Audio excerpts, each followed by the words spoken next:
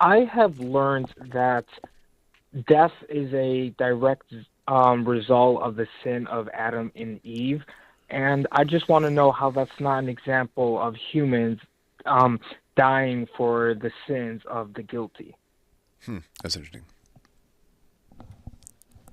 Right. So that's a very good question. So it, God, we find that in in we find that very early on. That is, that if the day that you eat from this fruit, in the warning, in going back to Genesis 2, where God is speaking to Adam, he says, the day you eat from this fruit, you will die. That does not mean that you'll die the day you eat from the fruit, but it means the moment you eat from the fruit, it will change mankind and mortality, which is literally what that means. Mortality enters the world, which means it's a complete diametric shift. If you know, if you eat from the Eitz Hadas, if you understand the difference between good and evil, so then man must die. And then the maximum you can live is 1,000 years. And then, of course, mankind devolved very, very rapidly. And in Genesis chapter 6, God said it's really not a good idea for man to live this long, and we're told that man can only live to 120 years old.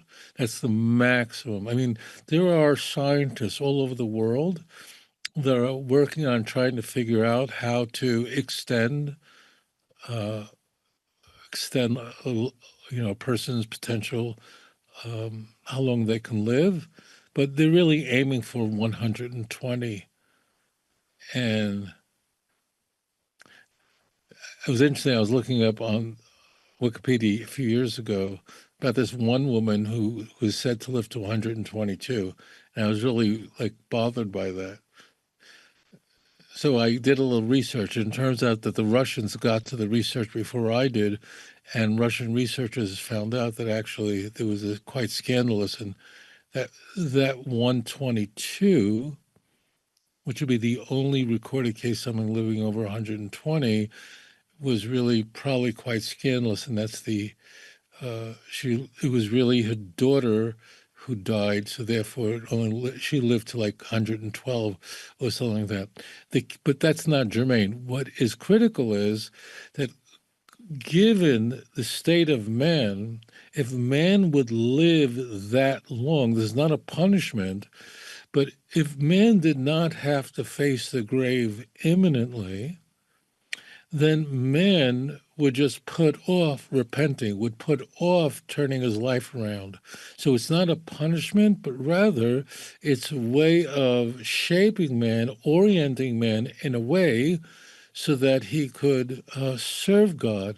Because if people, if they, young kids live a much riskier life than adults do.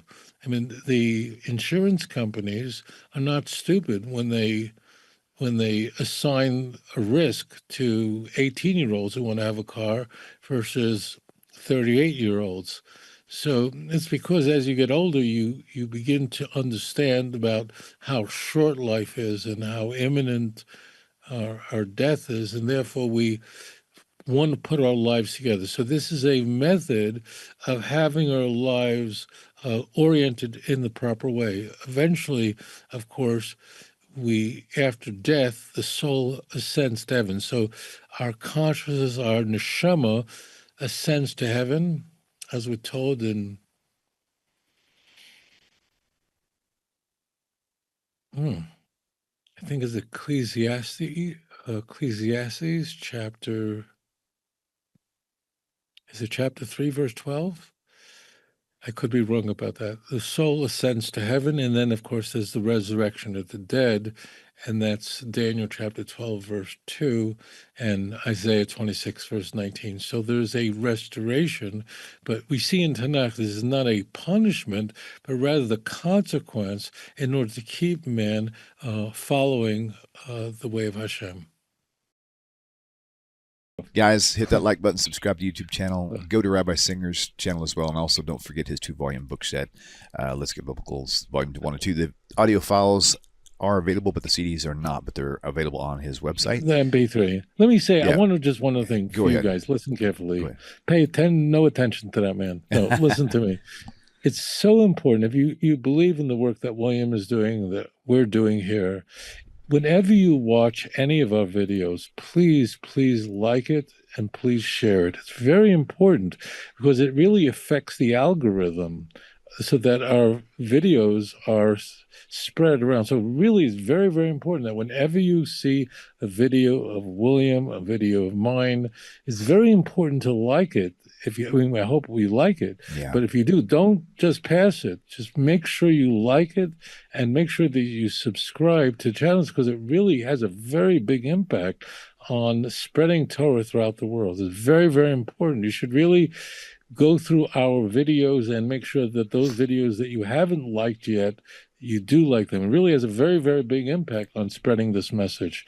Anyway, shalom. Yeah. And commenting on them also helps generate views as well, so it kind of refreshes them on the system. So, Yeah. Rabbi, thank you. Great show, and we'll see you, Hashem willing, same time, same place next week. Shalom, everyone. Yeah. Bye. If you enjoy this channel and the content, and it has changed your life, or perhaps the life of a loved one or a close friend, would you please consider supporting this work? You can click this link and it'll take you directly to my website with the donate button.